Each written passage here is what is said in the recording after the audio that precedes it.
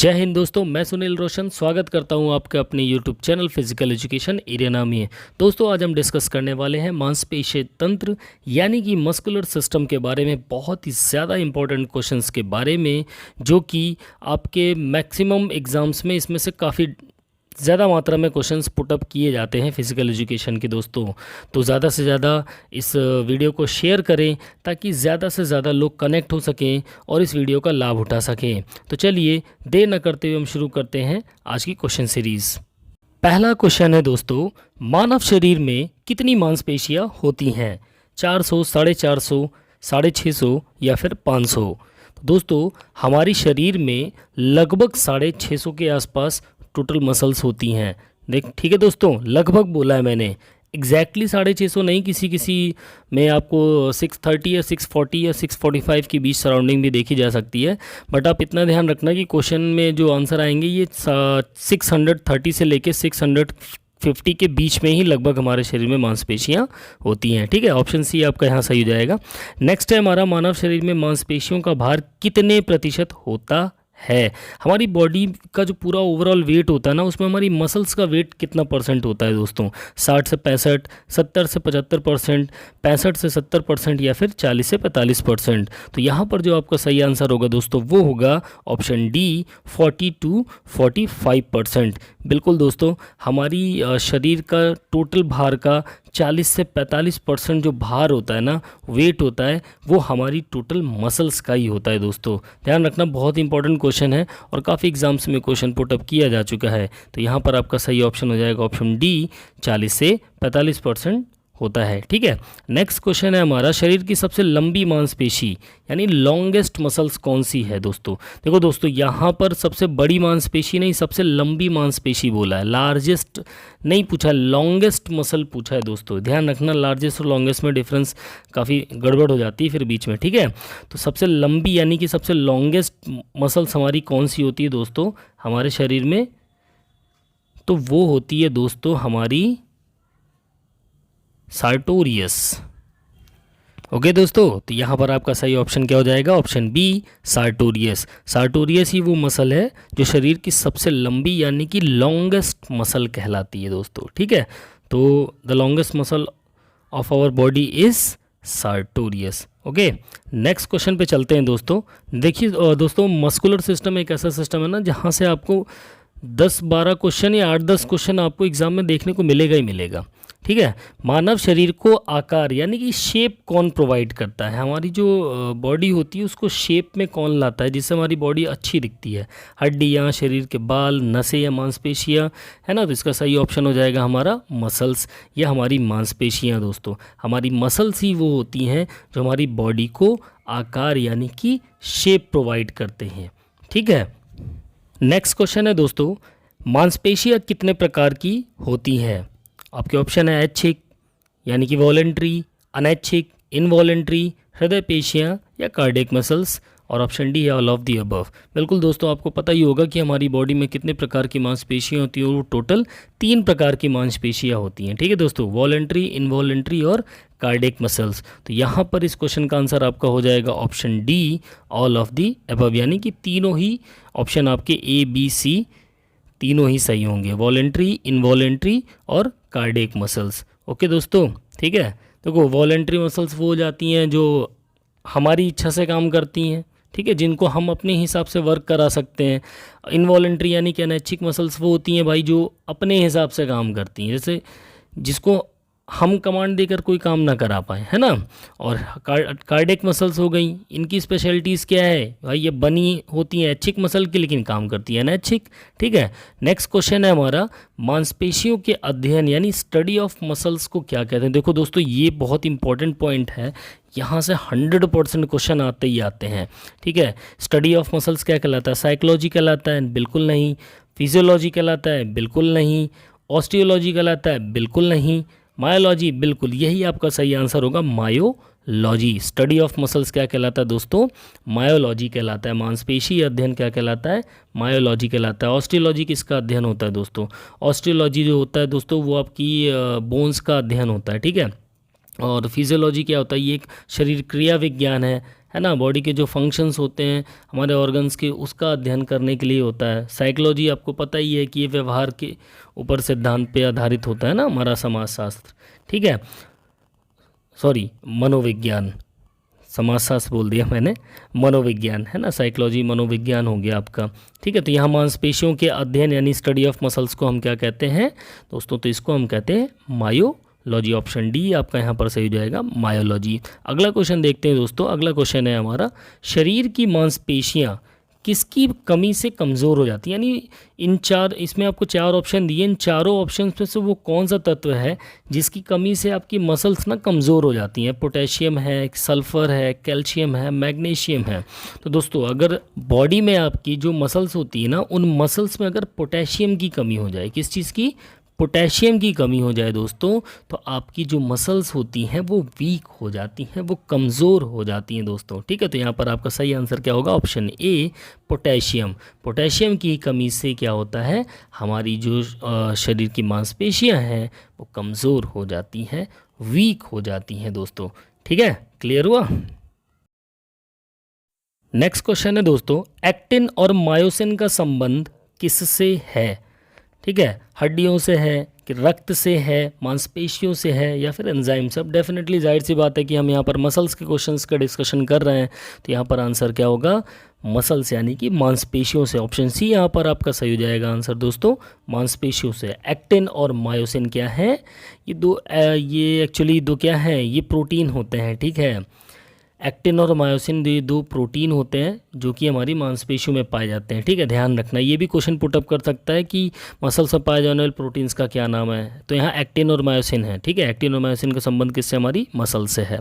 Next question है दोस्तों, मानव शरीर में बॉक्सर मसल्स किसे बोलते हैं, ये एक निक नेम है दोस्तों। देखो दोस्तों, मसल से निक नेम्स 100% पूछता है, ठीक है। तो यहाँ पूछा है कि मानव शरीर में बॉक्सर मसल्स किसे कहते हैं। डेल्टॉयड होती है कि सेरेटस इंटीरियर होती है, स्टेपिनल होती है, ट्रेपीजियस होती है दोस्तों। इसमें से इन चारों ऑप्शंस में से कौन सा सही आंसर होगा दोस्तों, तो इसका जो सही आंसर होगा दोस्तों वो होगा हमारा सेरेटस इंटीरियर, ठीक है, option B serratus anterior. But इसमें मैक्सिमम लोग डेल्टॉयड लगा के चले आते हैं क्योंकि बॉक्सिंग करते वक्त हमको लगता है कि वो शोल्डर का ज़्यादा इस्तेमाल हो रहा है ना, बट यहाँ सेरेटस इंटीरियर होगा बॉक्सर मसल में, ठीक है। नेक्स्ट क्वेश्चन है, निम्न में से शरीर की सबसे मजबूत मांसपेशी कौन सी है, यानी कि बॉडी की सबसे स्ट्रॉन्गेस्ट मसल्स कौन सी होती है दोस्तों, सबसे मजबूत मांसपेशी।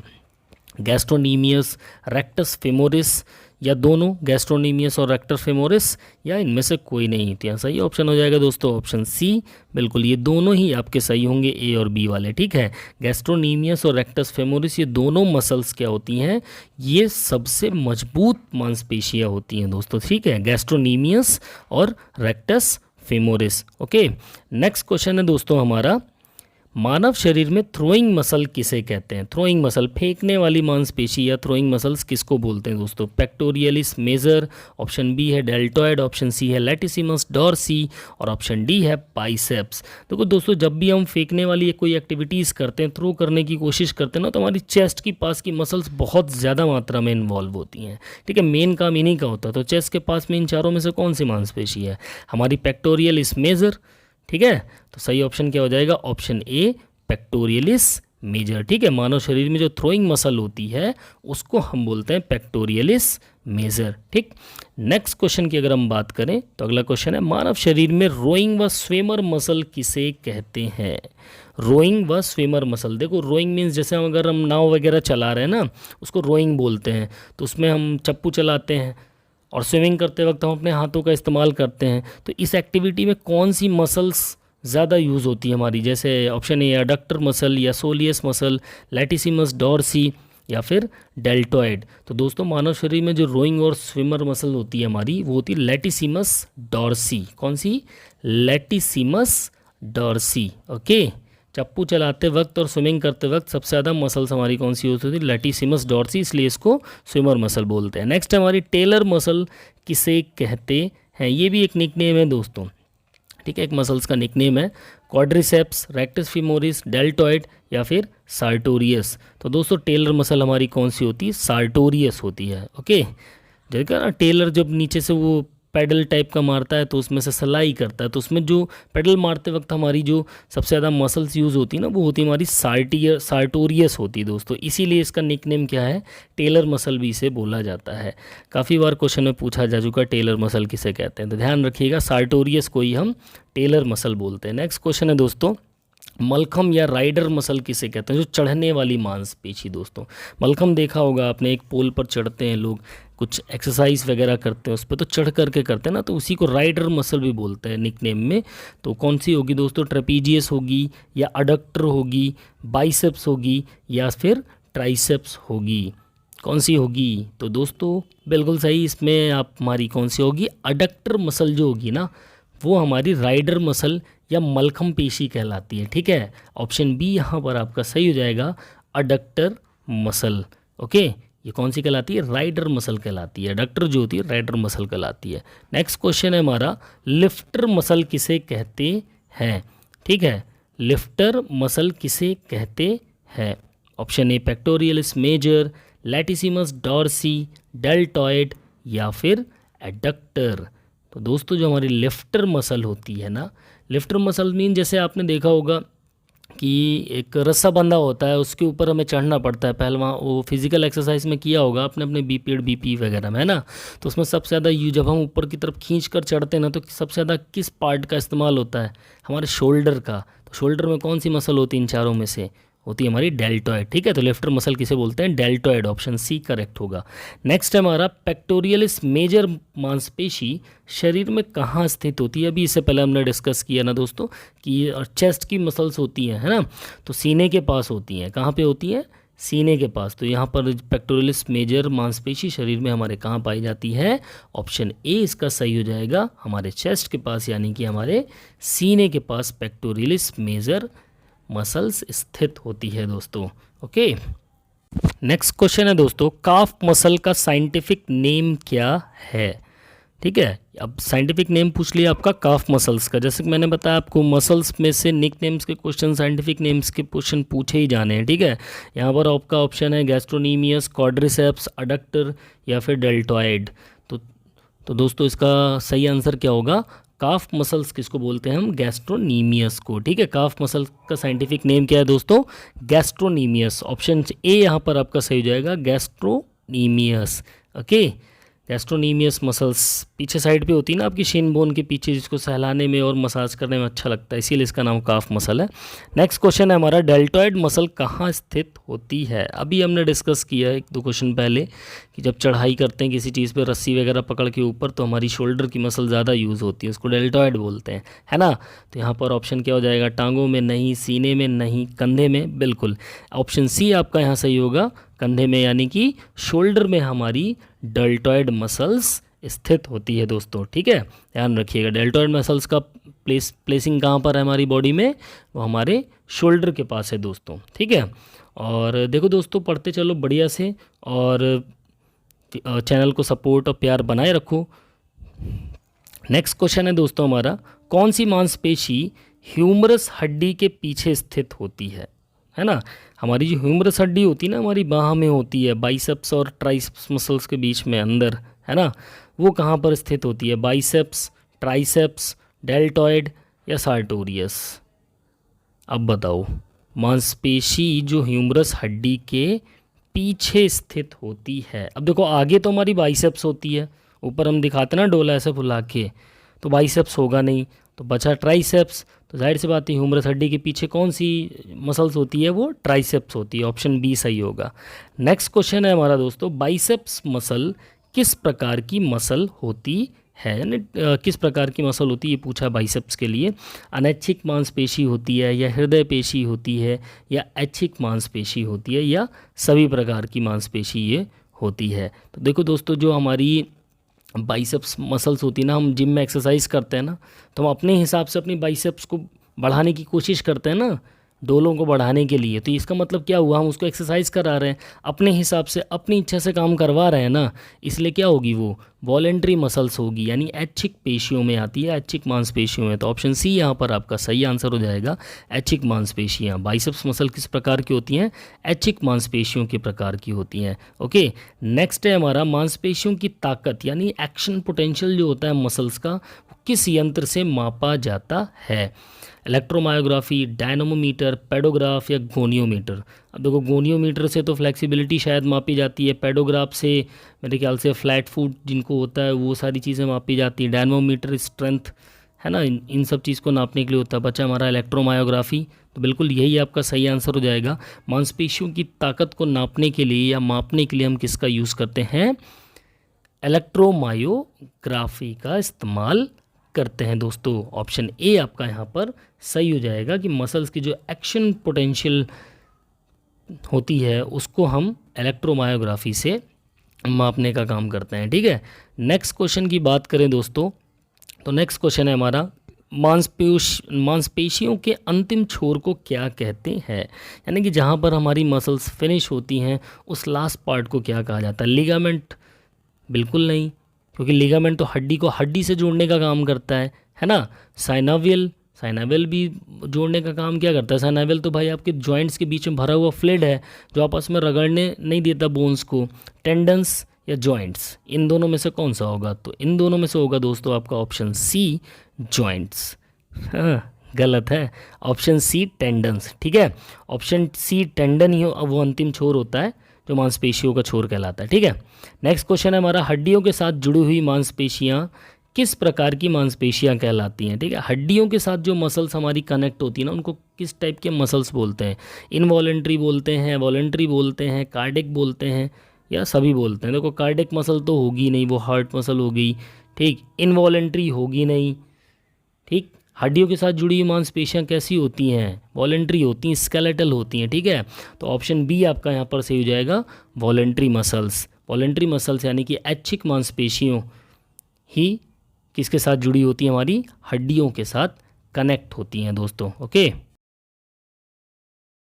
नेक्स्ट क्वेश्चन है दोस्तों, स्लाइडिंग फिलामेंट थ्योरी की खोज किसने की थी।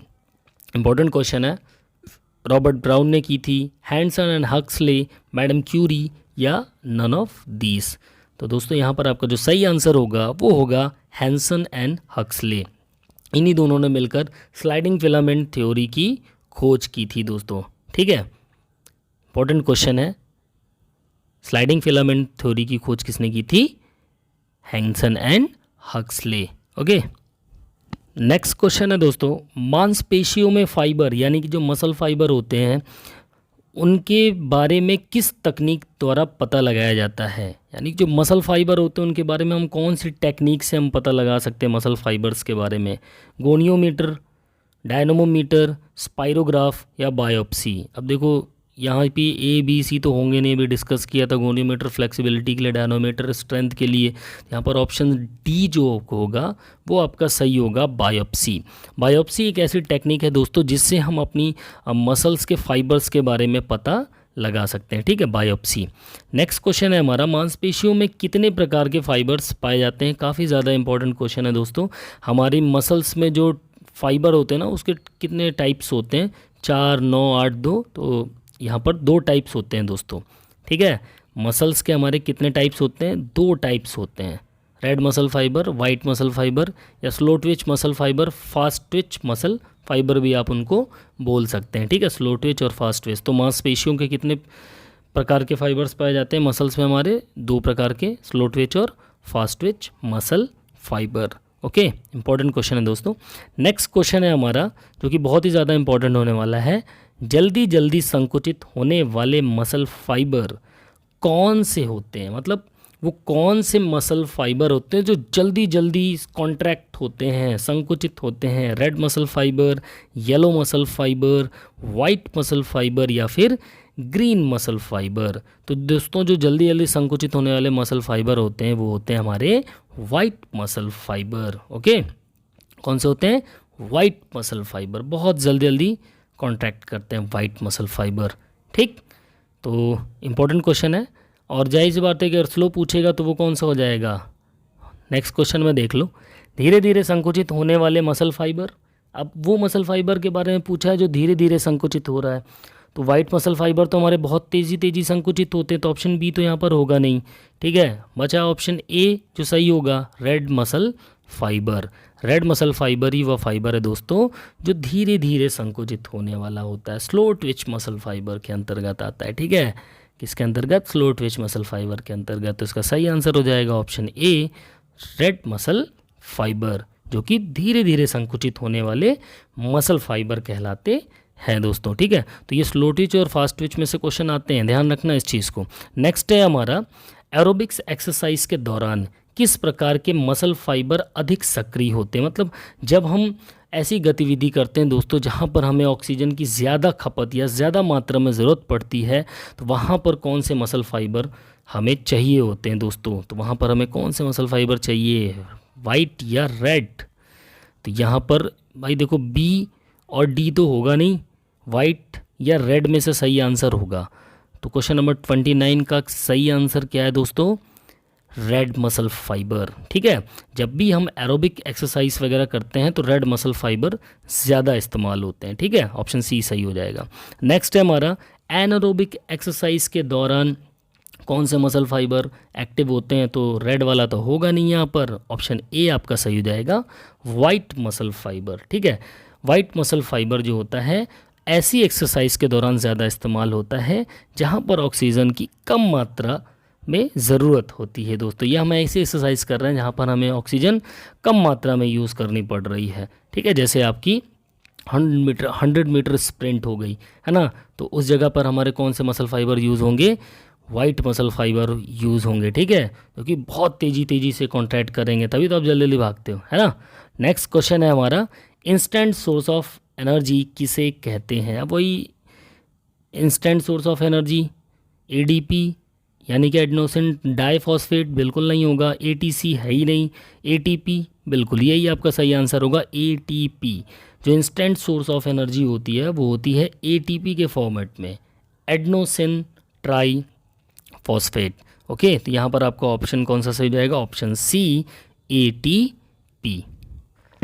नेक्स्ट क्वेश्चन है, सार्कोप्लाज्म में पाए जाने वाले फाइबर्स को क्या कहते हैं। मतलब उन फाइबर्स को क्या बोलते हैं दोस्तों जो सार्कोप्लाज्म में पाए जाते हैं। ऑटोफाइब्रिल, मायोफाइब्रिल, या दोनों बोलते हैं या फिर कोई नहीं बोलते हैं इन चारों में से। तो इन चारों में से जो आपका सही आंसर होगा दोस्तों, सार्कोप्लाज्म में जो हमारे फाइबर पाए जाते हैं ना, उनको हम बोलते हैं मायोफाइब्रिल्स बोलते हैं दोस्तों। क्या बोलते हैं, मायोफाइब्रिल। मायोफाइब्रिल वो फाइबर्स हैं जो कहाँ पर पाए जाते हैं, हमारे सार्कोप्लाज्म में पाए जाते हैं। ओके, ऑप्शन बी इसका सही जाएगा। नेक्स्ट क्वेश्चन है हमारा, एक्टिन और मायोसिन फाइबर्स, मसल फाइबर किस पोषक तत्व के बने हुए होते हैं। देखो अभी हमने कुछ क्वेश्चंस पहले डिस्कस किया था ना, एक्टिन और मायोसिन एक्चुअल में क्या होते हैं, एक प्रकार के मसल प्रोटीन होते हैं। तो जाहिर सी बात है एक्टिन और मायोसिन मसल फाइबर किस पोषक तत्व के बने हुए होंगे, ऑप्शन बी, यहाँ प्रोटीन के बने हुए होंगे। ठीक है, ये मसल में पाए जाने वाले दो प्रोटीन होते हैं, एक्टिन और मायोसिन। ठीक है, तो एक्टिन और मायोसिन मसल फाइबर में जो किस प्रकार के पोषक तत्व के बने होते हैं, ये प्रोटीन्स के बने होते हैं दोस्तों। ओके, नेक्स्ट क्वेश्चन की बात करते हैं। तो नेक्स्ट क्वेश्चन है दोस्तों हमारा, लैटिसिमस डॉर्सी मसल कहाँ पाई जाती है। लैटिसिमस डॉर्सी मसल कहाँ पाई जाती है, कंधों के पास नहीं, कंधों के पास तो डेल्टॉइड होती है, जांघों के पास नहीं, यहाँ तो सार्टोरियस होती है, बाइसेप्स के पास बिल्कुल नहीं, कमर के पास बिल्कुल, यही आपका सही आंसर होगा, कमर के पास, हमारे ट्रंक के पास, हमारी कमर के पास ही कौन सी मसल्स पाई जाती है दोस्तों, लैटिसिमस डॉर्सी मसल पाई जाती है दोस्तों। ओके, ऑप्शन डी सही होगा इसका। नेक्स्ट है हमारा, डेल्टॉइड मसल का आकार कैसा होता है दोस्तों।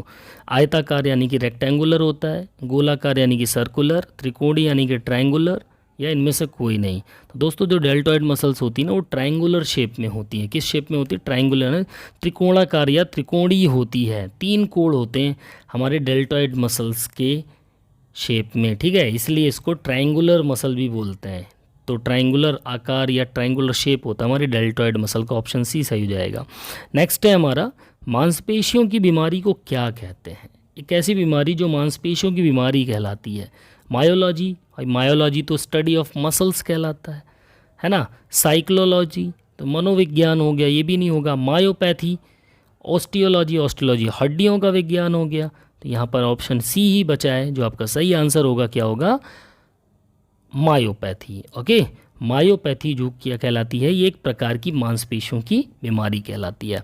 नेक्स्ट क्वेश्चन है हमारा दोस्तों, किस मसल फाइबर में माइटोकॉन्ड्रिया की मात्रा अधिक पाई जाती है। मतलब एक ऐसा मसल फाइबर है जिसमें बहुत ज़्यादा मात्रा में क्या पाया जाता है, माइटोकॉन्ड्रिया पाया जाता है दोस्तों। तो वो कौन सा मसल फाइबर होता है हमारा, स्लो ट्विच मसल फाइबर होता है। कौन सा, स्लो ट्विच मसल फाइबर। तो यहाँ पर आपका ऑप्शन कौन सा सही हो जाएगा, option C, slow twitch muscle fibre में माइटोकॉन्ड्रिया की मात्रा अधिक पाई जाती है दोस्तों। ओके, नेक्स्ट क्वेश्चन देखते हैं हम, मांसपेशियों में कैल्शियम आयंस कहाँ पाए जाते हैं। जो हमारी मसल्स होती है ना, उसमें कैल्शियम आयंस होते हैं, वो कहाँ मिलते हैं, सेंट्रोजोम्स में कि राइजोजोम्स में, या सार्कोप्लाज्मिक रेटिकुलम, या फिर लाइजोजोम्स रेटिकुलम में। तो दोस्तों जो हमारा मांसपेशियों में कैल्शियम आयंस होता है ना, वो कहाँ पर पाया जाता है, सार्कोप्लाज्मिक रेटिकुलम में दोस्तों। ओके, ऑप्शन सी आपका सही हो जाएगा, सार्कोप्लाज्मिक रेटिकुलम। नेक्स्ट क्वेश्चन है हमारा, मांसपेशियों की सबसे ऊपरी परत को क्या कहते हैं। यानी जो हमारी मसल्स की सबसे फर्स्ट लेयर होती है ना, प्राइमरी लेयर, फर्स्ट लेयर, उसका नाम क्या है, एपीमाइसियम, पेटीमाइसियम, एंडोकार्डियम, या फिर एंडोमाइसियम। तो दोस्तों जो मांसपेशियों की सबसे ऊपरी परत होती है ना, वो होती है हमारी एपीमाइसियम। ऑप्शन ए यहाँ पर आपका सही हो जाएगा, एपीमाइसियम। फर्स्ट लेयर जो होती है ना, सबसे ऊपरी परत हमारी मसल्स की, ठीक है, उसको क्या बोलते हैं हम, एपीमाइसियम बोलते हैं। ठीक है, option A is the correct answer, epimysium. Next है हमारा, मांसपेशी की सबसे अंदरूनी परत, अब सबसे एकदम भीतरी, एकदम अंदरूनी परत को क्या बोलते हैं दोस्तों। ठीक है, तो सबसे अंदरूनी जो परत होती है ना, उसको हम बोलते हैं क्या, एंडोमाइसियम बोलते हैं। क्या बोलते हैं, एंडोमाइसियम बोलते हैं। ठीक है, ऑप्शन सी यहाँ पर आपका सही हो जाएगा, एंडोमाइसियम ही वो परत होती है जो मसल्स की सबसे अंदरूनी परत कहलाती है दोस्तों। ठीक है, देखो दोस्तों, मसल्स की लेयर से भी क्वेश्चन पूछे जाते हैं और कई बार एग्जाम में पूछे गए हैं। ठीक है, नेक्स्ट क्वेश्चन है, थकान की अवस्था में मांसपेशियों में कौन सा एसिड इकट्ठा हो जाता है। बहुत ही नॉर्मल सा और आसान सा क्वेश्चन है, लेकिन हर एग्जाम में इस लैक्टिक एसिड से ना आपको क्वेश्चन ज़रूर देखने को मिलेगा। ठीक है, ध्यान रखिएगा। तो थकान की अवस्था में मांसपेशियों में कौन सा एसिड इकट्ठा हो जाता है, लैक्टिक एसिड इकट्ठा हो जाता है, जिसकी वजह से हम चिड़चिड़ापन हो जाता है, वोमिटिंग का भी मन करता है। देखा ना, जब कभी रनिंग होती है स्टार्टिंग में ही अजीब सा पेन स्टार्ट होता है, इसी लैक्टिक एसिड की वजह से। ठीक है, नेक्स्ट क्वेश्चन है हमारा, मांसपेशियों का आकार क्यों बढ़ता है।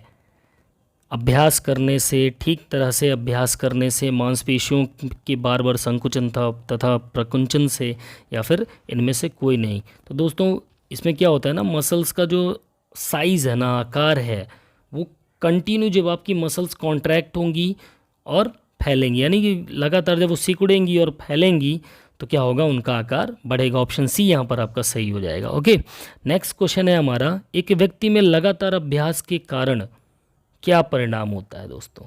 लैक्टिक एसिड जल्दी बनता है, बिल्कुल नहीं।